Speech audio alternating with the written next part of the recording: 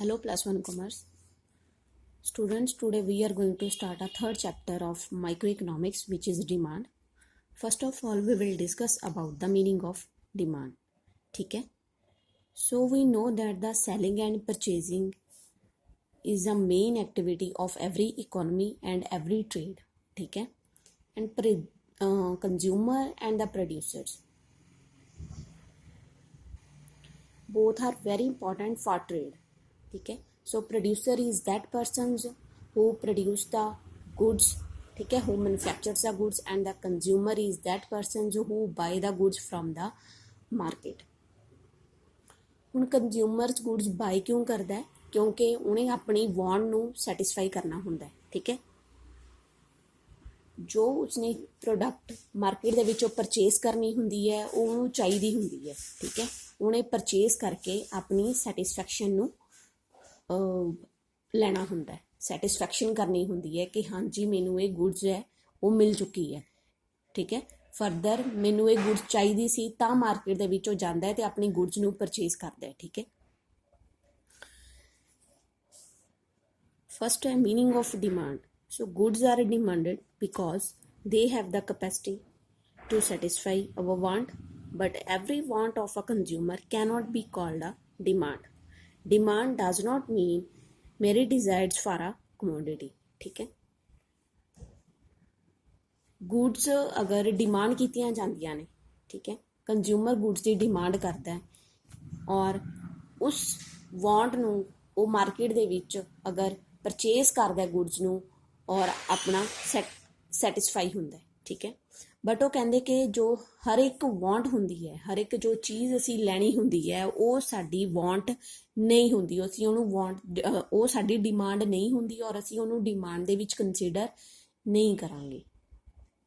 ਠੀਕ, so demand does not means a desire for a commodity. So ਇੱਕ want ਹੋਣਾ, ਇੱਕ ਡਿਜ਼ਾਇਰ ਹੋਣਾ, ਇਹਨੂੰ ਅਸੀਂ ਡਿਮਾਂਡ ਕੰਸੀਡਰ ਨਹੀਂ ਕਰਦੇ। ਵੈਸੇ ਤਾਂ ਅਸੀਂ ਪਰਟੀਕੂਲਰ ਇਹ ਕਹਿ ਰਹੇ ਹਾਂ ਕਿ ਸਾਨੂੰ ਕੋਈ ਚੀਜ਼ ਚਾਹੀਦੀ ਹੈ, ਅਸੀਂ ਮਾਰਕੀਟ ਦੇ ਵਿੱਚ ਗਏ, ਉਹਨੂੰ ਪਰਚੇਸ ਕੀਤਾ, ਠੀਕ ਹੈ, ਅਸੀਂ ਉਹ ਸਾਡੀ ਡਿਮਾਂਡ ਬਣ ਗਈ ਕਿਉਂਕਿ ਅਸੀਂ ਉਸਦੇ ਬਦਲੇ ਕੀ ਦਿੱਤਾ, ਪ੍ਰਾਈਸ ਦਿੱਤਾ, ਉਹਦੇ ਬਦਲੇ ਅਸੀਂ ਮਨੀ ਦਿੱਤੀ ਹੈ, ਤਾਂ ਉਹ ਸਾਡੀ ਡਿਮਾਂਡ ਸੀ, ਉਹ ਡਿਮਾਂਡ ਬਣ ਚੁੱਕੀ ਹੈ।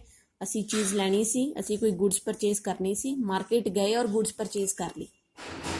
ਬਟ ਇਨ ਇਕੋਨੋਮਿਸਟ ਕਹਿੰਦੇ ਨੇ ਕਿ ਹਰ ਇੱਕ ਜੋ ਵਾਂਟ ਹੁੰਦੀ ਹੈ ਉਹ ਤੁਹਾਡੀ ਡਿਮਾਂਡ ਨਹੀਂ ਹੁੰਦੀ। ਠੀਕ ਹੈ, ਇੱਕ ਐਗਜ਼ਾਮਪਲਸ ਹੈ। ਫਸਟ ਵਾਂਟ, ਠੀਕ ਹੈ, and demand, to particular things ने, इन्हां दे विच डिफरेंस है। अगर वांट है, असी कोई चीज़ लेना चाहते हैं बट साडे कोल मनी नहीं है, ठीक है। डिमांड है, इहदे विच भी साडी डिज़ायर है और साडे कोल मनी भी है।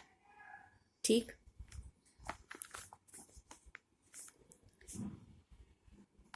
ਮਨੀ ਸਪੈਂਡ ਕਰਕੇ ਅਸੀਂ ਜੋ ਗੁੱਡਸ ਨੂੰ ਪਰਚੇਸ ਕਰਦੇ ਹਾਂ ਉਹ ਸਾਡੀ ਕੀ ਬਣ ਜਾਂਦੀ ਹੈ, ਡਿਮਾਂਡ ਬਣ ਜਾਂਦੀ ਹੈ। ਠੀਕ ਹੈ, ਵਾਂਟ ਸੀ, ਵਾਂਟ ਮੀਨਸ ਵੀ ਡਿਜ਼ਾਇਰ ਹੀ ਹੁੰਦਾ ਹੈ। ਠੀਕ ਹੈ, ਸਾਡੀ ਇਹ ਵੀ ਡਿਜ਼ਾਇਰ ਸੀ ਬਟ ਸਾਡੇ ਕੋਲ ਮਨੀ ਨਹੀਂ ਸੀ। ਸੋ ਜਦੋਂ ਅਸੀਂ ਇੱਕ ਮਨੀ ਦਿੱਤੀ ਜਾਂਦੀ ਹੈ ਸ਼ੌਪਕੀਪਰ ਨੂੰ, ਜਦੋਂ ਅਸੀਂ ਮਨੀ ਸਪੈਂਡ ਕਰਦੇ ਹਾਂ ਉਸਦੇ ਬਦਲੇ ਵਿੱਚ ਜਦੋਂ ਅਸੀਂ ਕੋਈ ਪ੍ਰੋਡਕਟ ਨੂੰ ਪਰਚੇਸ ਕਰਦੇ ਹਾਂ, then he will become a demand. ਠੀਕ ਹੈ, उस टाइम वो डिमांड बनेगी।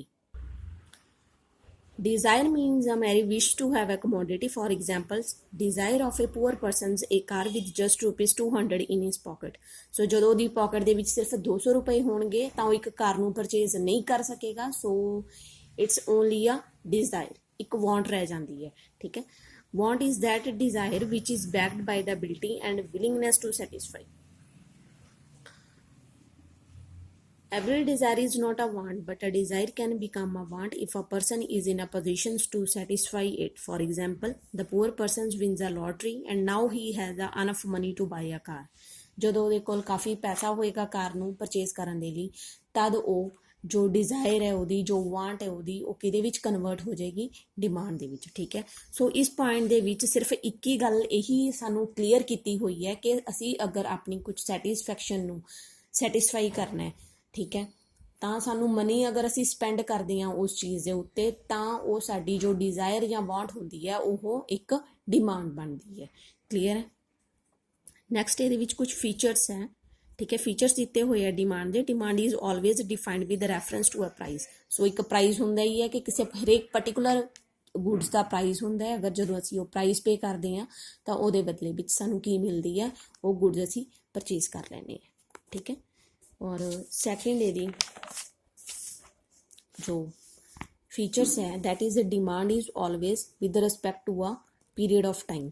ਇਹਦੇ ਵਿੱਚ ਕੀ ਹੁੰਦਾ ਕਿ ਅਗਰ ਅਸੀਂ ਕੋਈ ਡਿਮਾਂਡ ਕਰਦੇ ਹਾਂ, ਠੀਕ ਹੈ, ਇੱਕ ਪ੍ਰਾਈਸ ਹੁੰਦਾ ਹੈ, ਠੀਕ ਹੈ, and demand is always expressed with reference to time even at the time even at the same price demand may change depending upon time period under considerations. For example, demand for umbrella is more than its rainy season as compared to other seasons.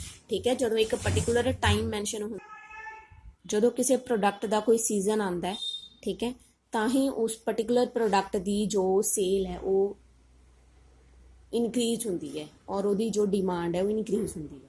ਠੀਕ ਹੈ, ਕੁਛ ਇਹਦੇ ਵਿੱਚ points ਦਿੱਤੇ ਹੋਏ ਹੈ ਜਿਹੜੇ ਕਿ ਕੰਸੀਡਰ ਕਰਦੇ ਹੈ ਡਿਮਾਂਡ ਦੇ ਵਿੱਚ। ਠੀਕ ਹੈ, the definition of demand highlights 4 essential elements of demand. First ਹੈ quantity of the demand, commodity. ਠੀਕ ਹੈ, ਕਿਸੇ ਵੀ ਕਮੋਡਿਟੀ ਦੀ ਕੋਈ ਕੁਆਂਟਿਟੀ ਹੁੰਦੀ ਹੈ। ਵਿਲਿੰਗਨੈਸ ਟੂ ਬਾਈ, ਅਸੀਂ ਉਹਨੂੰ ਖਰੀਦਣਾ ਚਾਹੁੰਦੇ ਹਾਂ, ਸਾਡੀ ਵਿਲਿੰਗ ਹੁੰਦੀ ਹੈ, ਸਾਡੀ ਵਾਂਟ ਹੁੰਦੀ ਹੈ, ਡਿਜ਼ਾਇਰ ਹੁੰਦੀ ਹੈ। ਪ੍ਰਾਈਸ ਆਫ ਦਾ ਕਮੋਡਿਟੀ, ਓਬੀਅਸ ਹੈ ਕਿ ਕੋਈ ਕਮੋਡਿਟੀ ਹੋਏਗੀ ਤਾਂ ਉਹਦਾ ਕੋਈ ਪ੍ਰਾਈਸ ਫਿਕਸ ਕੀਤਾ ਹੋਏਗਾ। ਠੀਕ ਹੈ, ਪੀਰੀਅਡ ਆਫ ਟਾਈਮ, ਸੋ ਇੱਕ ਪੀਰੀਅਡ ਹੁੰਦਾ ਹੈ ਕਿ ਕਿਸ ਟਾਈਮ ਅਸੀਂ ਉਹ ਚੀਜ਼ ਲੈਣਾ ਚਾਹੁੰਦੇ ਹਾਂ। ਠੀਕ, ਨੈਕਸਟ ਹੈ demand for a commodity may be either with respect to an individual or to the entire market. ਠੀਕ ਹੈ, ਇੰਡੀਵਿਜੂਅਲ ਡਿਮਾਂਡ ਕਿਹਨੂੰ ਪ੍ਰੈਫਰ ਕਰਦੀ ਹੈ ਕਿ ਇੱਕ ਪਰਟੀਕੂਲਰ ਕੰਜ਼ਿਊਮਰ ਹੁੰਦਾ, ਪਰਟੀਕੂਲਰ ਪਰਸਨ ਹੁੰਦਾ ਹੈ ਜਿਹੜਾ ਕਿ ਇੱਕ ਫਿਕਸਡ ਆਪਣੇ ਟਾਈਮ ਦੇ ਉੱਤੇ ਆਪਣੀ ਮਨੀ ਦੇ ਨਾਲ ਕੋਈ ਚੀਜ਼ ਨੂੰ ਪਰਚੇਸ ਕਰਨਾ ਚਾਹੁੰਦਾ ਹੈ। ਠੀਕ ਹੈ, ਮਾਰਕੀਟ ਡਿਮਾਂਡ ਕੀ ਹੁੰਦੀ ਹੈ ਕਿ ਅਸੀਂ ਹੋਲ ਮਾਰਕੀਟ ਦੀ ਗੱਲ ਕਰਾਂਗੇ ਕਿ ਇਹਦੇ ਵਿੱਚ ਸਿਰਫ ਇੱਕ ਵਨ ਕੰਜ਼ਿਊਮਰ ਦੀ ਗੱਲ ਨਹੀਂ ਕਰਦੇ, ਬਟ ਮਾਰਕੀਟ ਦੇ ਵਿੱਚ ਜਿੰਨੇ ਪਰਸਨਸ ਆ ਰਹੇ ਆ ਉਹਨਾਂ ਸਾਰਿਆਂ ਦੀ ਗੱਲ ਕਰਦੇ ਆ ਕਿ ਉਹਨਾਂ ਕੋਲ ਮਨੀ ਹੈ ਔਰ ਉਹ ਚੀਜ਼ ਨੂੰ ਪਰਚੇਸ ਕਰਨਾ ਚਾਹੁੰਦੇ ਆ। ਠੀਕ ਹੈ, ਨੈਕਸਟ ਹੈ ਡਿਟਰਮੀਨੈਂਟਸ ਆਫ ਡਿਮਾਂਡ। ਡਿਟਰਮੀਨੈਂਟਸ ਦੇ ਵਿੱਚ ਕੰਸੀਡਰ ਕੀਤਾ ਜਾਂਦਾ ਹੈ ਕਿ ਕੀ ਇੰਡੀਵਿਜੂਅਲ ਡਿਮਾਂਡ ਦੇ ਵਿੱਚ ਇਨਕਲੂਡ ਹੋਏਗਾ। ਫਸਟ ਹੈ price of the given commodity. ਇਹ ਕਲੀਅਰ ਹੀ ਹੈ ਕਿ ਅਗਰ ਕੋਈ ਕਮੋਡਿਟੀ ਹੈ ਅਸੀਂ ਮਾਰਕੀਟ ਦੇ ਵਿੱਚ ਪਰਚੇਸ ਕਰਨਾ ਚਾਹੁੰਦੇ ਹਾਂ ਤਾਂ ਉਹਦਾ ਕੋਈ ਪ੍ਰਾਈਸ ਹੋਏਗਾ। ਅਗਰ ਅਸੀਂ ਉਹ ਪ੍ਰਾਈਸ ਉਹਨਾਂ ਨੂੰ ਪੇ ਕਰਦੇ ਹਾਂ ਤਾਂ ਸਾਨੂੰ ਉਹ ਚੀਜ਼ ਮਿਲੇਗੀ। ਠੀਕ ਹੈ, ਨੈਕਸਟ ਹੈ ਪ੍ਰਾਈਸ ਆਫ ਰਿਲੇਟਡ ਗੁੱਡਸ। ਹੁਣ ਰਿਲੇਟਡ ਗੁੱਡਸ ਕਿਹੜੀਆਂ ਹੁੰਦੀਆਂ ਨੇ? ਸਪੋਜ਼ ਕਰੋ ਕਿ ਮਾਰਕੀਟ ਦੇ ਵਿੱਚ 2 ਪੈਨਸਲਸ ਨੇ। ਠੀਕ ਹੈ, ਉਹਨਾਂ ਦੋਨਾਂ ਪੈਨਸਲਸ ਦਾ ਜੋ ਬ੍ਰਾਂਡ ਹੈ ਉਹ ਅਲੱਗ-ਅਲੱਗ ਹੈ। ਠੀਕ ਹੈ, ਇਹ ਹੁੰਦੀਆਂ ਨੇ ਰਿਲੇਟਡ ਗੁੱਡਸ ਕਿ ਅਸੀਂ ਉਹਨਾਂ ਦੇ ਵਿੱਚੋਂ ਕੋਈ ਵੀ ਜੋ ਪ੍ਰੋਡਕਟ ਹੈ ਅਸੀਂ ਉਹਨੂੰ ਪਰਚੇਸ ਕਰ ਲੈਂਦੇ ਹਾਂ। ਹੁਣ ਇਹਨਾਂ ਨੇ ਐਗਜ਼ਾਮਪਲਸ ਦਿੱਤੀ ਹੈ substitute goods. So substitute goods are those goods which can be used in place of one another for satisfaction of a particular want. ਅਸੀਂ ਇੱਕ ਦੂਸਰੇ ਦੀ ਥਾਂ ਤੇ ਉਹਨਾਂ ਨੂੰ ਯੂਜ਼ ਕਰ ਸਕਦੇ ਹਾਂ, ਲਾਈਕ ਕਿ ਟੀ ਐਂਡ ਕੌਫੀ। ਅਗਰ ਅਸੀਂ ਟੀ ਨਹੀਂ ਲੈਣਾ ਚਾਹੁੰਦੇ ਤਾਂ ਅਸੀਂ ਕੌਫੀ ਲੈ ਲਾਂਗੇ। ਠੀਕ ਹੈ, an increase of the price of a substitute leads to an increase in the demand for a given commodity of vice versa.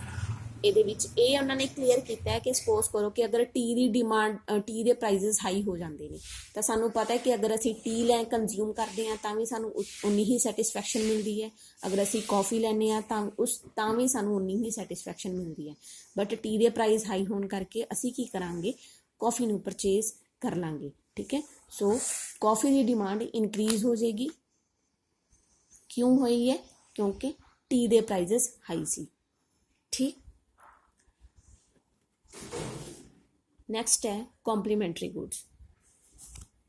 Complementary goods are those goods which are used together to satisfy a particular want, like tea and sugar. Complementary goods ਦੇ ਵਿੱਚ ਕੁਝ particular goods things ਹੁੰਦੀਆਂ ਨੇ। particular ਮਤਲਬ ਅਗਰ ਇੱਕ ਚੀਜ਼ ਅਸੀਂ ਯੂਜ਼ ਕਰ ਰਹੇ ਹਾਂ ਤਾਂ ਸਾਨੂੰ ਦੂਸਰੀ ਚੀਜ਼ ਉਹਦੇ ਨਾਲ ਚਾਹੀਦੀ ਹੈ। ਅਗਰ ਨਹੀਂ ਹੋਏਗੀ ਤਾਂ ਸਾਡੀ ਜੋ ਅਸੀਂ ਉਸ ਗੁੱਡਸ ਨੂੰ ਅਸੀਂ ਉਸ ਚੀਜ਼ ਨੂੰ ਨਹੀਂ ਯੂਜ਼ ਕਰ ਪਾਵਾਂਗੇ। ਫੋਰ ਐਗਜ਼ਾਮਪਲ ਕਿ ਅਗਰ ਟੀ ਅਸੀਂ ਬਣਾ ਰਹੇ ਹਾਂ ਤਾਂ ਉਹਦੇ 'ਚ ਸ਼ੂਗਰ ਪਏਗੀ ਹੀ ਪਏਗੀ। ਅਗਰ ਅਸੀਂ ਕਾਰ ਯੂਜ਼ ਕਰ ਰਹੇ ਹਾਂ ਤਾਂ ਉਹਦੇ ਵਿੱਚ ਪੈਟਰੋਲ ਪਏਗਾ ਹੀ ਪਏਗਾ, ਫਿਰ ਹੀ ਕਾਰ ਚੱਲੇਗੀ। ਠੀਕ ਹੈ, ਅਗਰ ਕੋਈ ਪੈਨ ਹੈ, ਅਗਰ ਉਹਦੇ ਵਿੱਚ ਇੰਕ ਜਾਂ ਰਿਫਲ ਹੋਏਗੀ ਫਿਰ ਹੀ ਉਹਦਾ ਯੂਜ਼ ਕੀਤਾ ਜਾਏਗਾ, ਅਦਰਵਾਈਜ਼ ਉਹ ਕੀ ਹੈ, ਯੂਜ਼ ਨਹੀਂ ਹੋਣ ਵਾਲੀ। ਠੀਕ, ਟੀ ਐਂਡ ਸ਼ੂਗਰ। ਸੋ ਇਹ ਕੁਝ ਐਗਜ਼ਾਮਪਲਸ ਨੇ ਜਿਨ੍ਹਾਂ ਦੀ ਕਿ ਪ੍ਰਾਈਸ ਅਫੈਕਟ ਕਰਦੀ ਹੈ ਦੂਸਰੇ ਦੀ ਡਿਮਾਂਡ ਨੂੰ। ਅਗਰ ਸਪੋਜ਼ ਕਰੋ ਕਿ ਤੁਹਾਡੇ ਕੋਲ ਕਾਰ ਦੇ ਰੇਟ ਹਾਈ ਹੋ ਜਾਂਦੇ ਨੇ, ਠੀਕ ਹੈ, ਅਗਰ ਕਾਰ ਦੇ ਰੇਟਸ ਹਾਈ ਹੋ ਗਏ ਤਾਂ ਲੋਕਾਂ ਨੇ ਕੀ ਕਰਨਗੇ, ਉਹ ਪੈਟਰੋਲ ਵੀ, ਕਾਰ ਦੇ ਰੇਟ ਹਾਈ ਨੇ ਤਾਂ ਉਹਨਾਂ ਨੇ ਕਾਰ ਦੀ ਡਿਮਾਂਡ ਘੱਟ ਕਰ ਦੇਣੀ ਹੈ, ਜਿਹਦੇ ਨਾਲ ਕਿ ਜੋ ਪੈਟਰੋਲ ਹੈ ਉਹਨਾਂ ਦੀ ਡਿਮਾਂਡ ਵੀ ਓਬਵੀਅਸ ਆਟੋਮੈਟਿਕ ਹੀ ਘੱਟ ਹੋ ਜਾਏਗੀ। ਠੀਕ ਹੈ, ਐਗਜ਼ਾਮਪਲਸ 'ਚ ਆਲਰੇਡੀ ਕਲੀਅਰ ਕੀਤਾ ਹੋਇਆ ਹੈ ਕਿ if a price of a complementary goods like the sugar ਦੇ ਸਪੋਜ਼ ਕਰੋ ਕਿ ਪ੍ਰਾਈਸ ਇਨਕਰੀਜ਼ ਹੋ ਰਹੀ ਹੈ, then demand for a given commodity like tea will fall. ਠੀਕ ਹੈ, ਆਟੋਮੈਟਿਕ ਹੀ ਹੈ ਕਿ ਉਹ ਫਾਲ ਹੋਏਗੀ। ਅਗਰ ਅਸੀਂ ਸ਼ੂਗਰ ਨੂੰ ਪਰਚੇਜ਼ ਹੀ ਨਹੀਂ ਕਰਾਂਗੇ, ਅਸੀਂ ਸ਼ੂਗਰ ਕਿਉਂ ਪਰਚੇਜ਼ ਕਰ ਰਹੇ ਸੀ, ਟੀ ਦੇ ਲਈ। ਅਗਰ ਸ਼ੂਗਰ ਦੇ ਪ੍ਰਾਈਸ ਹੀ ਹਾਈ ਹੋ ਗਏ, ਅਗਰ ਅਸੀਂ ਟੀ ਬਣਾਵਾਂਗੇ ਹੀ ਨਹੀਂ ਤਾਂ ਟੀ ਆਟੋਮੈਟਿਕ ਹੀ ਫਾਲ ਡਾਊਨ ਜਾਏਗੀ। ਕਲੀਅਰ ਹੈ ਨਾ। ਨੈਕਸਟ ਹੈ ਇਨਕਮ ਆਫ ਦਾ ਕੰਜ਼ਿਊਮਰ। ਸੋ ਕਿਸੇ ਵੀ ਪਰਸਨ ਦੀ ਇਨਕਮ ਵੀ ਬਹੁਤ ਅਫੈਕਟ ਕਰਦੀ ਹੈ ਡਿਮਾਂਡ ਨੂੰ। ਅਗਰ ਕਿਸੇ ਪਰਸਨ ਦੀ ਇਨਕਮ ਇਨਕਰੀਜ਼ ਹੈ ਤਾਂ ਉਹ ਜ਼ਿਆਦਾ ਡਿਮਾਂਡ ਕਰਦਾ ਹੈ ਗੁੱਡਸ ਦੀ। ਅਗਰ ਕਿਸੇ ਪਰਸਨ ਦੀ ਇਨਕਮ ਘੱਟ ਹੈ ਤਾਂ ਉਹ ਗੁੱਡਸ ਦੀ ਜੋ ਡਿਮਾਂਡ ਹੈ ਉਹ ਘੱਟ ਕਰਦਾ ਹੈ। ਠੀਕ ਹੈ, ਨੋਰਮਲ ਗੁੱਡਸ ਕੀ ਹੁੰਦੀਆਂ ਨੇ, if an increase in income leads to rise in the demand while the decrease in income reduce the demand, or inferior goods then an increase in income reduce the demand while a decrease in income leads to rise in demand। inferior goods और normal goods ਦੇ ਵਿੱਚ difference ਇਹ ਹੈ ਕਿ normal goods ਹੁੰਦੀਆਂ ਨੇ better quality goods। ਠੀਕ, better quality goods ਹੁੰਦੀਆਂ ਨੇ। ਸੋ ਇਹ ਕੀ ਹੁੰਦਾ ਕਿ ਅਗਰ ਸਾਡੀ ਇਨਕਮ ਜ਼ਿਆਦਾ ਹੋਏਗੀ ਤਾਂ ਅਸੀਂ ਬੈਟਰ ਕੁਆਲਿਟੀ ਗੁੱਡਸ ਯੂਜ਼ ਕਰਾਂਗੇ। ਇਨਫੀਰੀਅਰ ਹੁੰਦਾ ਕੁਛ ਕੁਆਲਿਟੀ ਇਹਨਾਂ ਦੀ ਜ਼ਿਆਦਾ ਵਧੀਆ ਨਹੀਂ ਹੁੰਦੀ। ਠੀਕ ਹੈ, ਲੈਕ ਆਫ ਕੁਆਲਿਟੀ ਗੁੱਡਸ ਹੁੰਦੀਆਂ ਨੇ ਇਹ। ਸੋ ਅਗਰ ਸਾਡੇ ਕੋਲ ਕੁਛ ਪੂਅਰ ਪੀਪਲਸ ਨੇ ਜਾਂ ਸਾਡੇ ਕੋਲ ਸਪੋਜ਼ ਕਰੋ ਕਿ ਮਨੀ ਨਹੀਂ ਹੈ ਜ਼ਿਆਦਾ, ਤਾਂ ਅਸੀਂ ਉਹ ਇਨਫੀਰੀਅਰ ਗੁੱਡਸ ਨੂੰ ਜ਼ਿਆਦਾ ਪ੍ਰੈਫਰੈਂਸ ਦੇਵਾਂਗੇ। ਠੀਕ, ਨੈਕਸਟ ਪੁਆਇੰਟ ਹੈ ਟੇਸਟ ਐਂਡ ਪ੍ਰੈਫਰੈਂਸ।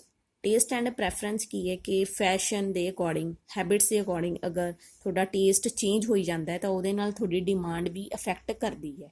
ਅਗਰ ਟੇਸਟ ਦੇ ਅਕੋਰਡਿੰਗ, ਠੀਕ ਹੈ, ਜਨਰੇਸ਼ਨ ਦੇ ਅਕੋਰਡਿੰਗ ਮਾਰਕੀਟ ਦੇ ਵਿੱਚ ਪ੍ਰੋਡਕਟਸ ਅਵੇਲੇਬਲ ਹੋਣਗੇ ਤਾਂ ਜੋ ਯੂਥ ਹੈ ਉਹ ਵਾਲੀਆਂ ਗੁੱਡਸ ਨੂੰ ਜ਼ਿਆਦਾ ਪਰਚੇਜ਼ ਕਰਦਾ ਹੈ। ਟੇਸਟ ਐਂਡ ਪ੍ਰੈਫਰੈਂਸ ਵੀ ਜੋ ਹੈ ਡਿਮਾਂਡ ਨੂੰ ਅਫੈਕਟ ਕਰ ਰਿਹਾ। Expectations of change in the price of future.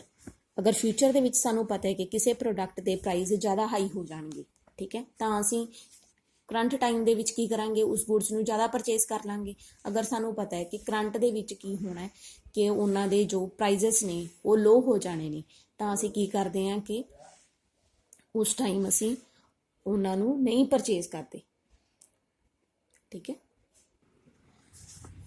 if the price of a petrol is expected to rise in future, its present demand will decrease। ਅਗਰ future ਦੇ ਵਿੱਚ ਸਾਨੂੰ ਪਤਾ ਹੈ, ਠੀਕ ਹੈ, ਕਿ ਪੈਟਰੋਲ ਦੇ ਜੋ ਪ੍ਰਾਈਜ਼ਸ ਨੇ ਉਹ ਰਾਈਜ਼ ਹੋ ਜਾਣੇ ਹੈ, ਦੈਨ ਪ੍ਰੈਜ਼ੈਂਟ ਦੇ ਵਿੱਚ ਉਹਨਾਂ ਦੀ ਜੋ ਡਿਮਾਂਡ ਹੈ ਉਹ ਜ਼ਿਆਦਾ ਹੋ ਜਾਏਗੀ। ਕਲੀਅਰ।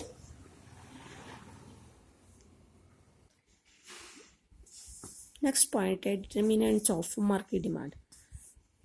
ਪਹਿਲਾਂ ਅਸੀਂ ਗੱਲ ਕੀਤੀ ਹੈ ਇੰਡੀਵਿਜੂਅਲ ਡਿਮਾਂਡ ਦੀ, ਠੀਕ ਹੈ, ਕਿ ਇੰਡੀਵਿਜੂਅਲ ਪਰਸਨਸ ਦੀ ਕੀ ਡਿਮਾਂਡ ਹੁੰਦੀ ਹੈ, ਕਿਵੇਂ ਉਹ ਅਫੈਕਟ ਕਰਦੀ ਹੈ ਡਿਮਾਂਡ। ਹੁਣ ਗੱਲ ਹੋ ਰਹੀ ਹੈ ਮਾਰਕੀਟ ਡਿਮਾਂਡ ਦੀ। ਮਾਰਕੀਟ ਦੇ ਵਿੱਚ ਅਸੀਂ ਹੋਲ ਕੰਜ਼ਿਊਮਰਸ ਦੀ ਗੱਲ ਕਰਦੇ ਹਾਂ।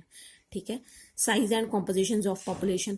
ਠੀਕ ਹੈ, ਅਗਰ ਪਾਪੂਲੇਸ਼ਨ ਜ਼ਿਆਦਾ ਹੈ ਤਾਂ ਉਹਨਾਂ ਦੇ ਨਾਲ ਕੀ ਹੋਏਗਾ, ਪਾਪੂਲੇਸ਼ਨ ਇਨਕਰੀਜ਼ ਹੋ ਰਹੀ ਹੈ ਕੰਟਰੀ ਦੇ ਵਿੱਚ ਤਾਂ ਡਿਮਾਂਡ ਇਨਕਰੀਜ਼ ਹੋਏਗੀ। ਸੈਕਿੰਡ ਹੈ ਸੀਜ਼ਨ ਐਂਡ ਵੈਦਰ। ਅਗਰ ਸੀਜ਼ਨ ਐਂਡ ਵੈਦਰ ਦੇ ਵਿੱਚ ਵੀ ਚੇਂਜਸ ਆ ਰਹੇ ਨੇ ਤਾਂ ਸੀਜ਼ਨ ਐਂਡ ਵੈਦਰ ਦੇ ਅਕੋਰਡਿੰਗ ਮਾਰਕੀਟ ਡਿਮਾਂਡ ਦੇ ਵਿੱਚ ਜਿਹੜਾ ਹੈ ਉਹ ਚੇਂਜਸ ਹੁੰਦਾ ਰਹੇਗਾ।